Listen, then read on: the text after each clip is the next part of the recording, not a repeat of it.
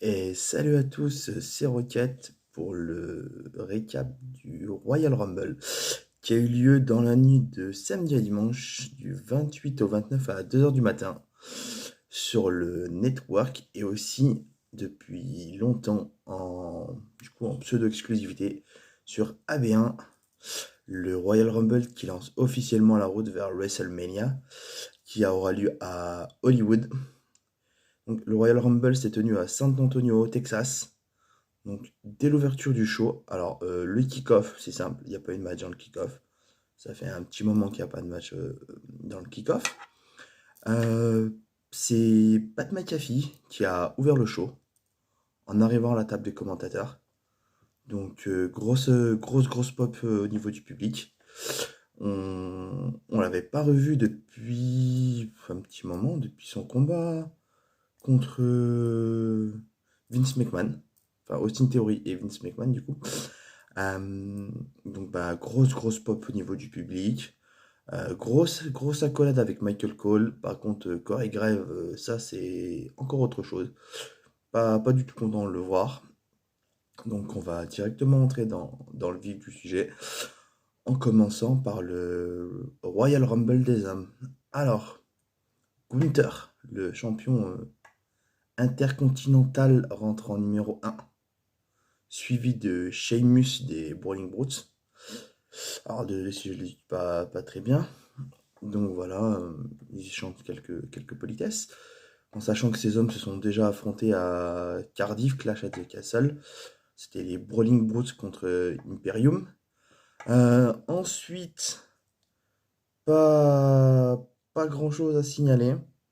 Jusqu'à l'arrivée de Xavier Wood en numéro 6 qui nous a teasé une pseudo-altercation avec son coéquipier champion NXT Kofi, qui a fini en tam-tam sur les fesses. J'avoue que c'était plutôt drôle. Ensuite, alors, en numéro 9, nous avons Drew McIntyre, le partenaire de Sheamus qui arrive. Petite info concernant justement le tournoi des champions par équipe à SmackDown. Les Banger Bros, ils voulaient se faire appeler, je crois, ne participent plus au tournoi car ils ont été attaqués par les Viking Riders. Et c'est Ricochet et Braun Strowman qui les ont remplacés. Donc ensuite, en numéro 12, nous avons Brock Lesnar, donc, qui avait été annoncé sur l'affiche, enfin annoncé puis enlevé puis remis. Voilà, il nous fait du Lesnar habituel, il arrive, il distribue quelques souplesses, enfin quelques souplexes arrière, le grand classique de Lesnar, quoi. En 14, non, pardon, excusez-moi. En 13, donc Bobby Lashley, qui se venge de ce qui lui est arrivé à SmackDown, que Lesnar était intervenu dans son match en table contre Theory. Donc, au moment de porter un F5 sur Lashley, Lashley le contre, le projette dans les cornes et réussit à éliminer Lesnar. Alors, on voit très bien à la tête de Lesnar que ça ne lui plaît absolument pas. Il pète littéralement un plomb. Ça se voit dans le regard que ben, la rivalité Lesnar-Lashley est absolument loin d'être terminée. Chose qui ne plaît pas du coup à Lesnar de s'être fait éliminer. Il attaque le numéro 14, c'est-à-dire Corbin. Donc voilà, il éclate littéralement sur le goudron. Enfin bref. Suivi du numéro 15, Seth freaking Rollins, un des grands favoris pour ce Royal Rumble aussi qui a été annoncé. Alors on va penser que Rollins va mettre un stomp à, pardon, à Corbin. Alors pas du tout. Il l'aide à revenir enfin il le balance dans le ring. J'ai pris des notes, hein. Excuserez. Donc ensuite, arrivée de Otis, numéro 17. Pardon. Très intéressant. Rey Mysterio, donc Samedi se lance. Aucun signe. Rien du tout. Donc tout le monde se pose la question. Que se passe-t-il? S'est-il fait attaquer? Et c'est le numéro 18 qui nous donne la réponse. Dominique Mysterio du Judgment Day, qui débarque avec le masque de Rey Mysterio et fait très intéressant un t-shirt de Rhea Ripley où il y a marqué I'm Your Mommy. Je vous mettrai la photo, vous verrez, c'est très très drôle. Donc, le long de son arrivée au ring, Dominique essaye de déchirer le masque de Rey Mysterio. Alors, est-ce qu'il a pas réussi parce que il n'y a pas le question d'éthique ou alors il a vraiment pas réussi je ne sais pas. Numéro 19, Elias, qui débarque avec sa guitare, bien évidemment, qui éclate littéralement sa guitare sur le dos de Gunther. Donc la guitare finit en pièces détachées. Quelques temps après, et j'ai trouvé ça pas mal que justement, depuis son arrivée, Drew travaille en équipe avec Sheamus. Et au moment où Elias est dans les cornes, il se prend un double finish. Il se prend un Claymore kick de Drew McIntyre et un Brogue kick de Sheamus qui l'emmène, qui le conduit à l'élimination. Ce travail en équipe, je trouve ça très très intéressant. Alors ensuite, nous avons l'arrivée de Finn Balor du Judgment Day qui va porter secours à Dominique. Donc sur le ring, nous avons les Banger Bros, je crois que c'est leur nom d'équipe. Bon, c'est pas officiel, mais voilà. Nous avons Drew McIntyre et Sheamus qui travaillent en équipe. De l'autre côté, nous avons Finn Balor et Dominic Mysterio du Judgment Day qui travaillent aussi en équipe. Et là, grosse pop, grosse surprise pour le numéro 21, Booker T. Donc voilà, comme à chaque fois, les légendes, Booker qui arrive, qui fait un semblant de ménage sur le ring, et au moment de porter sa prise de finish, enfin de finition, son finish, il se fait littéralement éjecter et pas respecté par Gunther, qui derrière Gunther se fait littéralement bolos par Sheamus et Drew McIntyre, étant donné que je pense qu'ils n'ont pas apprécié le fait que Gunther ne respecte pas la légende Booker T. Alors ensuite, en numéro 22, le dernier membre masculin du Judgment Day, Damien Priest. Et là, c'est clairement l'hécatombe, le Judgment Day prend totalement le dessus. Euh, donc ensuite, voilà, nous avons Montez Ford. Et là, bah, comme d'habitude, numéro 24, comeback de Edge. Ça reste un classique maintenant depuis son retour. Grosse pop du public au premier nœud de la musique de Edge. Honnêtement, la tête de Finn Balor, quand il entend la musique, il y a limite un gros plan dessus. Il est décomposé, il se demande ce qui se passe. Donc Edge qui arrive, qui distribue des spires à tu en veux, tu en as. Il nous fait un petit ménage du Judgment Day en passant j'ai Rolly, non, Balor et Damien Priest par-dessus la troisième corde. Il va pour faire la même chose avec Dominic Mysterio, sauf que il se fait prendre à son propre piège parce que c'est Balor et Damien Priest qui l'éliminent, quoi, alors qu'ils sont déjà à l'extérieur. Chose qui est totalement autorisée dans le Rumble. Chose qui ne plaît pas à Edge, donc la rivalité Edge et Judgment Day est très loin d'être finie, ça aussi. Donc Edge se met à les courser, entre-temps Theory fait son entrée. Donc au moment où Balor et Damien Priest se font littéralement péter la gueule par Edge, sorti de nulle part, on a Rhea Ripley qui le pousse et qui le met au sol. Et là, gros plan, gros plan, on voit Beth Phoenix qui se tient derrière Rhea Ripley. Oh bah non mais toi, t'aurais jamais dû toucher à mon homme. Surtout que lors du dernier affrontement Edge, Finn Balor, dans le I Quit match, ils sont tous intervenus, même Rhea Ripley. Beth Phoenix avait tenté d'intervenir en faveur de Edge, sauf que malheureusement, même après l'abandon de Edge, par la menace de Rhea Ripley de faire un concerto sur Beth Phoenix, elle lui a quand même enseigné un coup de chaise, et ça, je pense que on pourrait avoir dans les pay-per-view à suivre, enfin, pardon, Premium Live Event à suivre, un match entre Rhea Ripley et Beth Phoenix, un ODQ, quelque chose comme ça, et je pense que ça peut être très intéressant de voir où cette rivalité peut mener. Ensuite, alors, donc, rien d'affolant, pas de retour, pas de Nakamura, pas de Styles, Thornton ou Riddle, non. Malheureusement, rien de tout ça. Ils ont préféré faire venir Logan Paul en numéro 29. Alors Logan Paul, bah forcément, il s'est fait un peu bolos par tout le monde. Et là, un truc incroyable. Incroyable. On a ricoché Logan Paul, chacun d'un côté derrière les cordes, qui se provoque. Qu'est-ce que tu fais là? Non. Toi, qu'est-ce que tu fais là? Non, tu veux régler ça? Bah vas-y, viens, je t'attends. Ils prennent appui en même temps sur la troisième corde. Et une espèce de double corde à linge, les deux dans les airs, à l'impact. Ça fait un bruit monumental. Ça fait un... Mais honnêtement, à voir, c'était très très bon. Et en numéro 30, forcément, comme annoncé, le retour de Cody Rhodes. Alors, plusieurs choses de mon point de vue déjà. Enfin, s'ils l'ont fait rentrer en numéro 30, c'est parce que bah, malgré sa blessure, je pense que, et son rétablissement, que Cody n'est pas non plus à 100%. C'était quand même une blessure impressionnante. On peut voir que à ce niveau-là, il avait la cicatrice de l'opération. Donc voilà, arrivé sur le ring, gros mélange, gros face-off. Pardon. Donc arrivé le trio final. Donc Rollin, Cody et Gunther. Donc Gunther est un peu sonné alors qu'on pensait avoir de nouveau un face-off entre Rollin et Cody, surtout que Rollin lui a rappelé justement un peu le match en cage et le passif qu'ils ont eu. De nulle part. De nulle part, j'étais.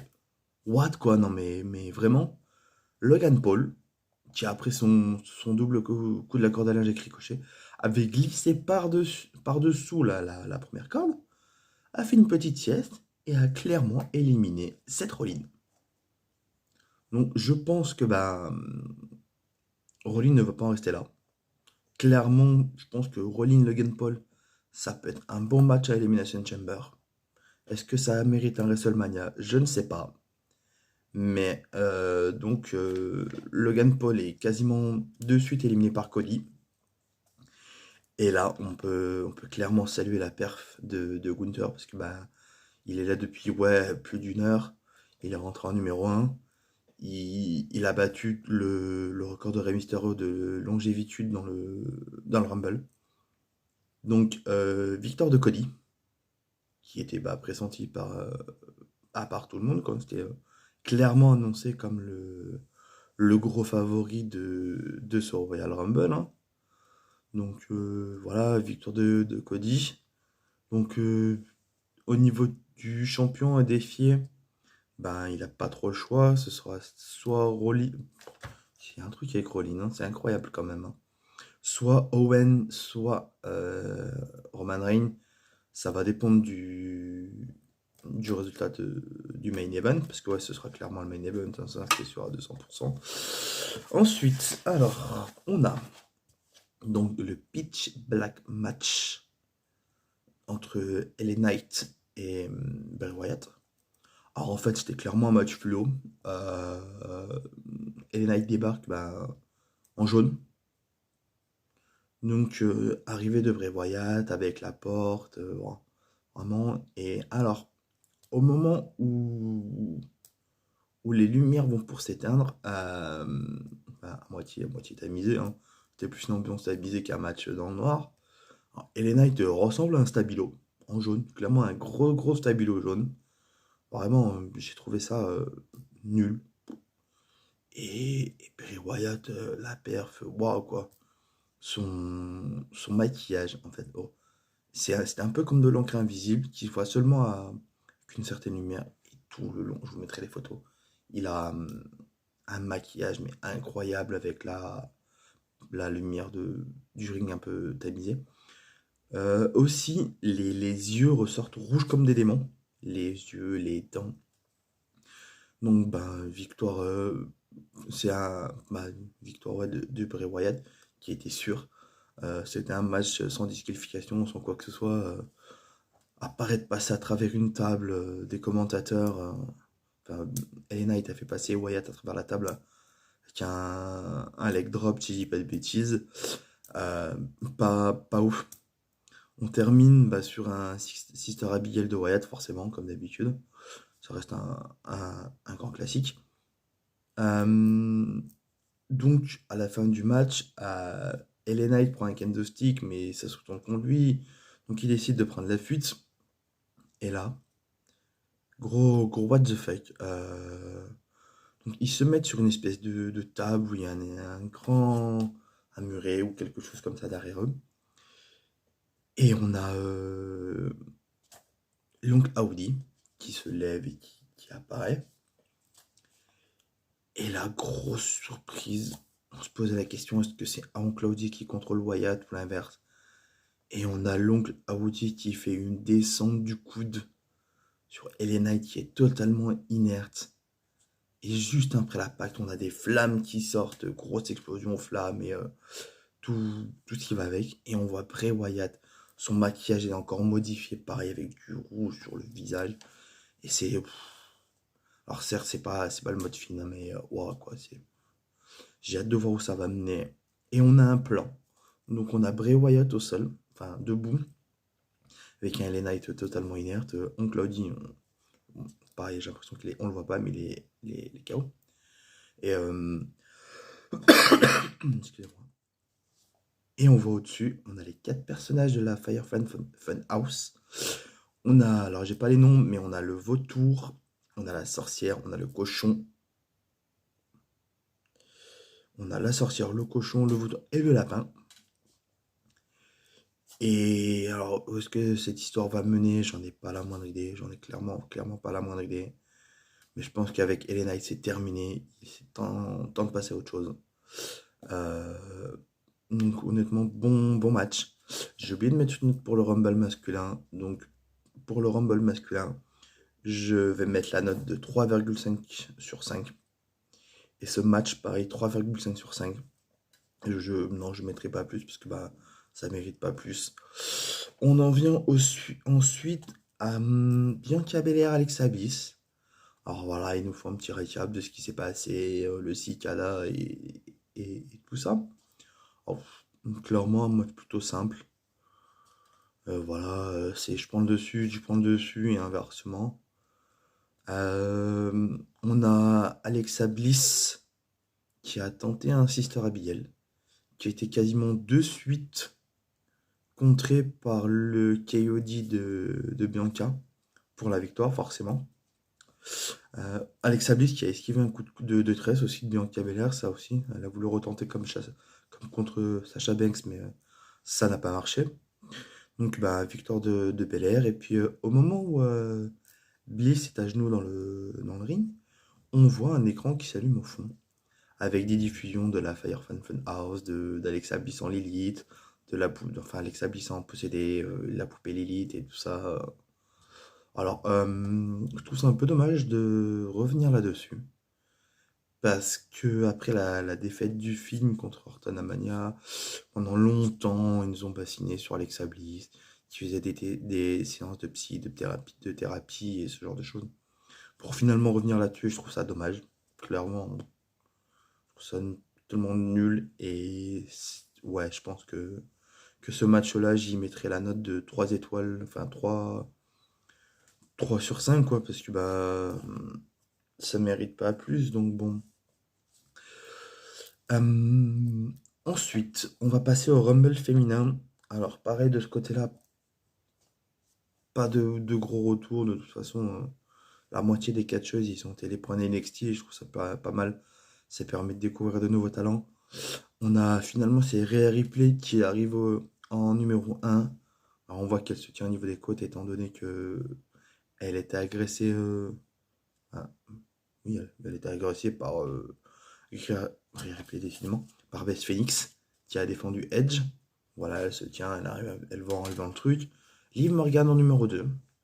Donc les deux se connaissent, elles ont été en équipe, championne peut-être, je sais plus, mais en équipe. Donc voilà, le Rumble commence. Pas ouais, si. En numéro 5 on a Shayna Baszler. En numéro 6 on a Bayley. Donc là, ça commence vraiment à devenir intéressant au niveau du Rumble. En numéro 8 on a Roxanne Perez, championne NXT. Donc ils s'en sortent pas trop mal sur le ring avec les autres. Numéro 9 Dakota Kai. qui vient prêter renfort à Bailey. Alors ensuite, numéro 10, Yoskai.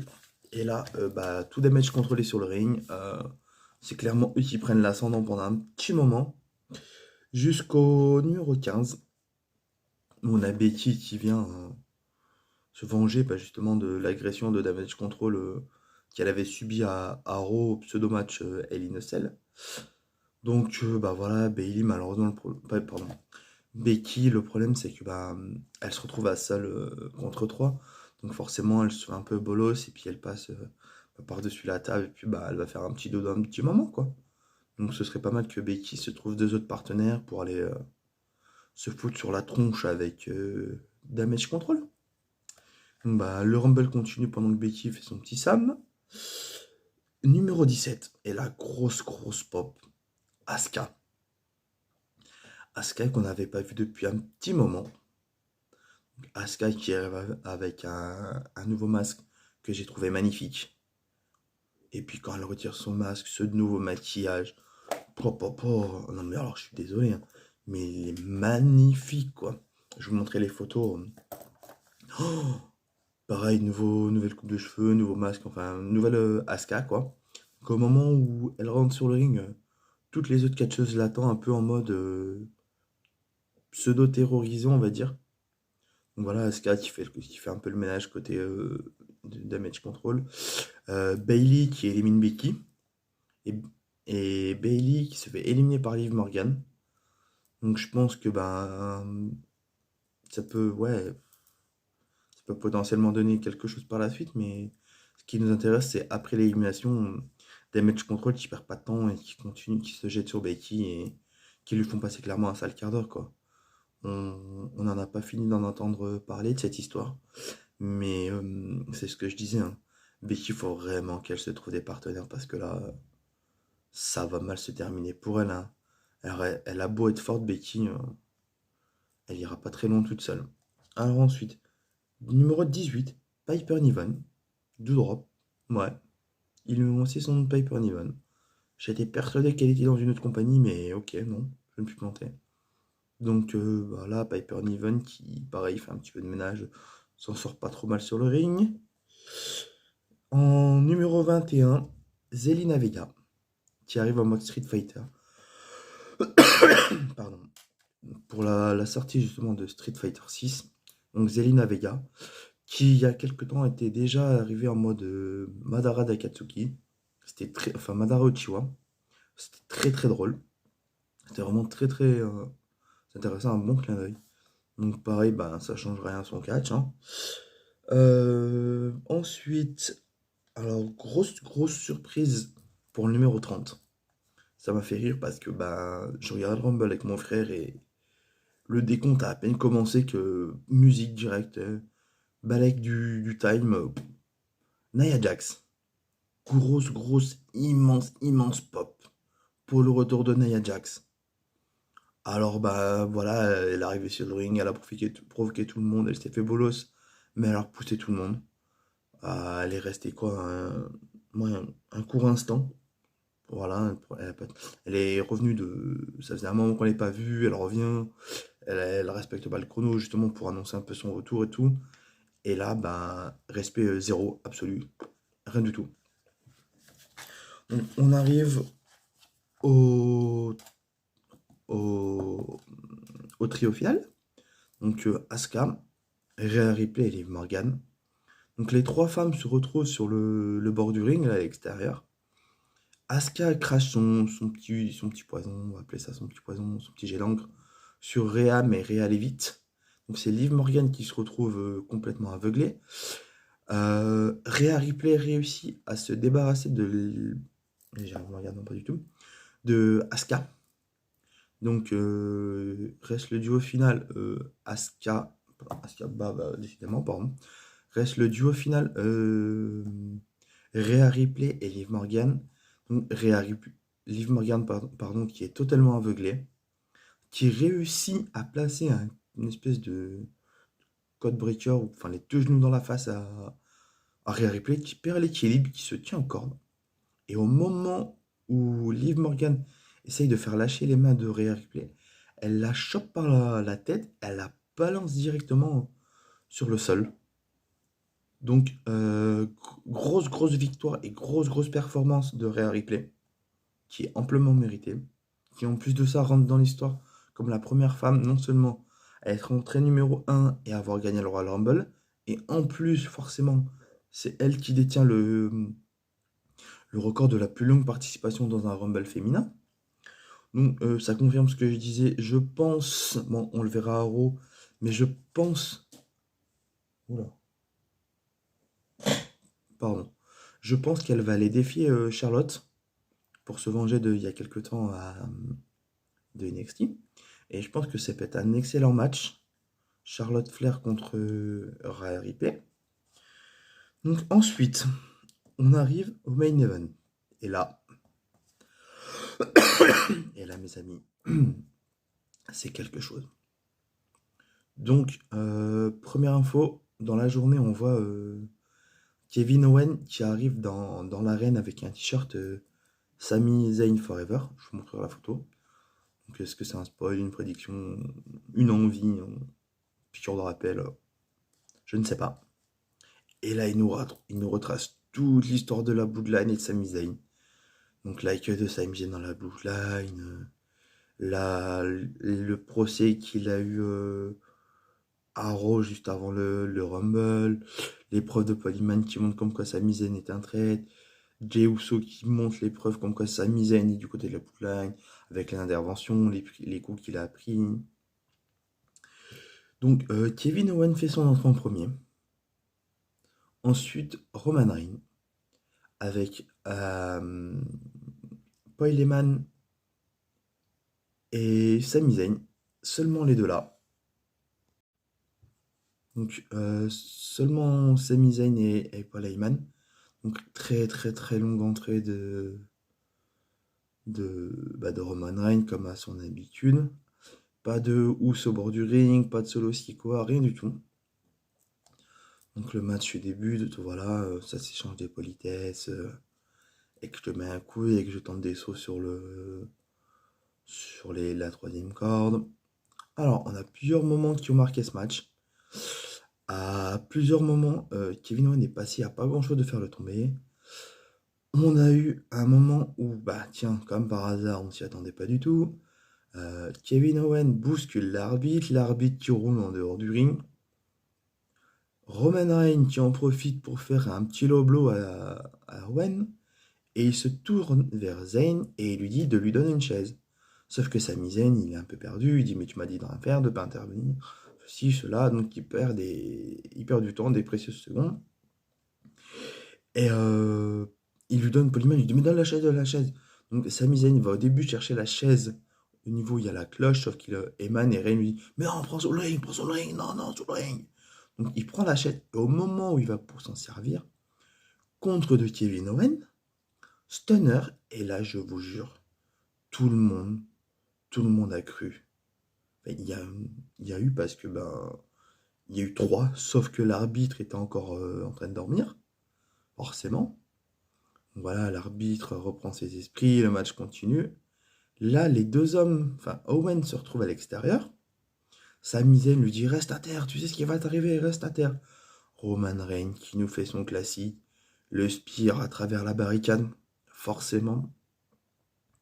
Donc le match continue. Et ensuite, toujours à l'extérieur, on a Roman Reigns qui éclate littéralement l'arrière là du crâne de Owen sur les escaliers. Et on voit Zayn qui est comme ça, qui est choqué, et qui, waouh, il en vient pas. Alors est-ce qu'il en prend au doute, est-ce qu'il... Non. Donc le match se termine sur un Spear ou Superman Punch de Reigns. Donc le match se termine, victoire de Reigns, bah forcément. Et là, toute la bootline qui manquait, donc les Usos et Solo Sikoa débarquent sur le ring. Et là, au moment où Jey Uso va pour mettre le collier à fleurs de Sami Zayn, Roman Reigns fait attends. Donc on a clairement Roman Reigns qui veut montrer sa supériorité et qui veut montrer à Sami Zayn que il n'est pas là pour rigoler. Hein. Kevin Owens se fait passer à tabac dans le coin du ring. Les Usos lui éclatent littéralement la tronche. Ils lui mettent une chaise autour du cou en mode collier. Solo Sikoa lui fait la misère. Et la Paul Heyman donne 2 paires de menottes à Roman Reigns, qui les fait tourner comme si c'était des jouets. Il les donne aux Usos avec instruction d'attacher Kevin Owens, donc comme ça, à la 3e corde. Et je vous jure que c'est vrai. J'ai recompté la 2e fois quand j'ai regardé le Rumble pour prendre des notes. Kevin Owens s'est mangé 12 super kicks au total. Bon, 13 si on compte le dernier, mais 12 super kicks.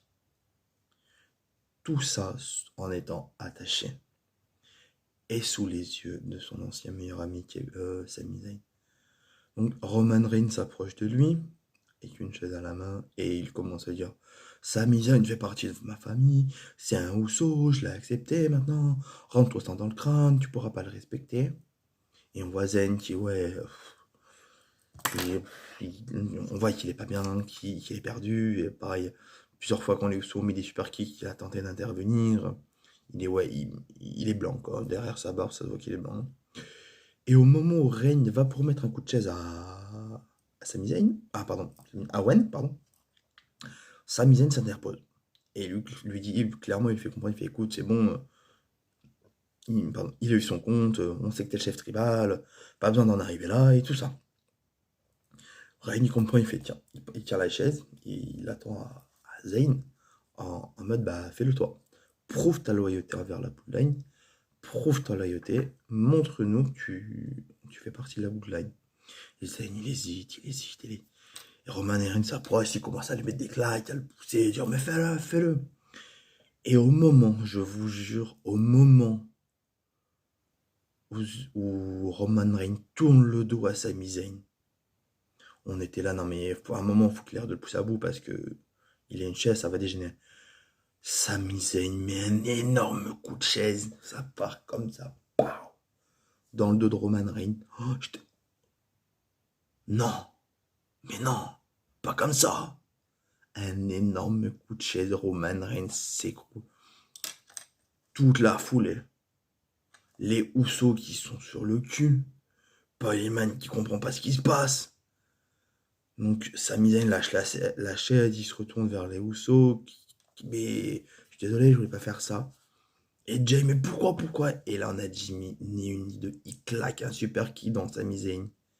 Et Sami Zayn il tombe comme une crêpe Suzette. Hein. C'est au sol, et puis passage à tabac de Roman Reigns, passage à tabac de Solo Sikoa, de Jimmy Uso. Et on voit Jay qui est assis dans le coin sur la 2e, 3e corde, il bouge pas. Et les autres, mais pourquoi t'interviens pas? Tu fais quoi? Et sans un mot, on a Jey Uso qui quitte le ring et qui tourne le dos à la bloodline. En pleurs et sans un mot. Et je vous jure, le voir comme ça, c'est waouh. Ouais, waouh. Parce que avant les Wargames, Jey Uso, c'est celui qui avait le plus de mal à l'accepter. C'est le seul qui a pris la défense de Zayn lors du procès. Et après, c'est les 4 ans. Oh là là. Roman Reigns qui s'acharne littéralement sur Sami Zayn à coups de chaise. T'as détruit ma famille, t'as détruit ma famille. Il lui ruine le dos et les côtes à coups de chaise. Il lui arrache le t-shirt. Sami Zayn, ce moment honoraire des Usos. Des Usos, quoi. Il lui arrache le t-shirt. Pareil, il déchire le collier à fleurs, un peu en mode hommage posthume et ce genre de choses, quoi. Et juste avant de quitter le ring, Jimmy remet un super kick à Kevin Owens qui est attaché. Et puis, ouais, il quitte le ring. On termine le show sur ce qui reste de la bloodline en train de regarder le ring, quoi. Mais où est-ce que ça va nous mener tout ça? Est-ce que c'est la fin de la bloodline? Surtout que, en plus, Jay et Jimmy, c'est les champions par équipe unifiés, et indisputés. Euh, Où est-ce que ça va nous mener? Parce que là, honnêtement, c'est magnifiquement amené, hein. Personne ne s'attendait à une telle trahison, quoi. Donc, une chose est sûre, c'est que bah, maintenant, Sami Zayn, il va devoir faire attention à ses fesses parce que j'ai des trucs qui tombaient. Il va devoir faire gaffe à ses fesses parce que ça va chier pour son cul, quoi. Donc, ça confirme les potentiels plans qu'il y avait pour. Il y en a qui disent que Sami Zayn va affronter Reigns à Chamber en main event. Il y a des rumeurs qui disent comme quoi Owen et Sami vont affronter les Usos pour les titres. Alors si ça vient se faire, est-ce que Jay va trahir Jimmy? Est-ce que, ouais, est-ce que, quoi. Donc je pense qu'on aura plus de réponses à Raw ben, mercredi, quoi. Enfin, lundi chez eux et mercredi chez nous. Mais ouais, puis j'ai vu une ou deux vidéos justement d'après le Rumble, les caméras éteintes. On voit Zen qui se relève doucement et qui. Il a pas un mot, il marche comme ça, quoi. Donc, ouais, c'était plus ou moins intéressant, mais surtout la fin était très très intéressante.